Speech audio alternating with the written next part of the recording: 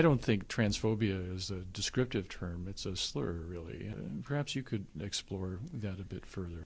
In modern day parlance, as defined by trans activists, it's just any dissent from some basic dogma that's churned out by LGBT organizations and activist academics. So if you don't think trans women are women, then you're transphobic. It's a kind of incredibly simplistic explanation, which refers to moral defects as the only possible explanation. That's crazy. Unless you're immersed in this, it all sounds mad, because of course somebody who worries about a child being given experimental drugs that stop her from going through a normal puberty, potentially affecting her bone density and her brain development, making it much more likely that she starts taking cross-sex hormones at the age of 18, which will then irrevocably change her body in other ways before she's even had a chance to really work out what any of this means. Someone who worries about that, almost anyone sane should worry about that. And it seems ridiculous to reduce the motive to hatred of trans people.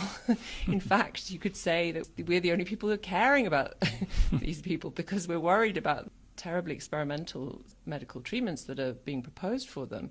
Whenever you hear the accusation transphobia, I suggest that you just reframe it and think, well, what is there to be that someone might be worried about? If it's a male in a women's sports team, taking all the medals, pushing other women out because they have an advantage they got through a testosterone-fueled puberty that they can never reduce. They are still men, independently of their identity. But even to say that is, rather than just a different position you might take on this issue, is automatically assigned transphobia.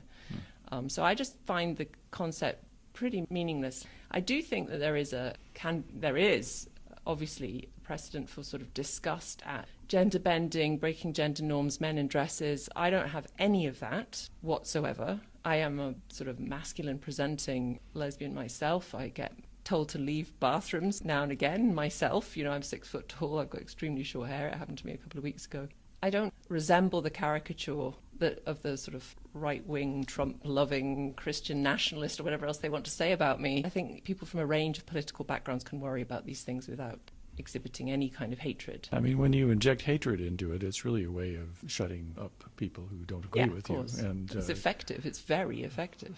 I'll say it certainly is. I think the language is inherently confusing. Activist language is inherently confusing. Universities who go along with this stuff and departments that go along with this stuff, they're acting like a priest class. They've got their sacred texts, they've got their holy days, they've got their mantras, they've got their dogma that you're not allowed to question, and they've got their sort of arcane language that nobody can really understand. I think there's something, generally worrying for the university system if it ends up saying things that non-university educated people just simply cannot penetrate. And all this stuff like assigned at birth, even just trans women. Like if you poll most people, they don't know whether a trans woman is a male who identifies as a female or a female that identifies as a male. It's set up to trip you up and confuse you. So that's partly, people don't want to weigh in because they don't really understand what the hell everyone's arguing about. And as you mentioned, the word gender is inherently ambiguous. It's used 4 different ways, often in the same sentence. When I started intervening in public about this stuff, the habitual